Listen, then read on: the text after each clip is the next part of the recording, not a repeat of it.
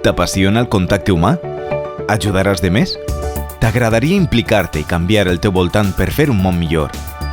A l'IES Pau Clar trobaràs per a estudiar el que estàs buscant.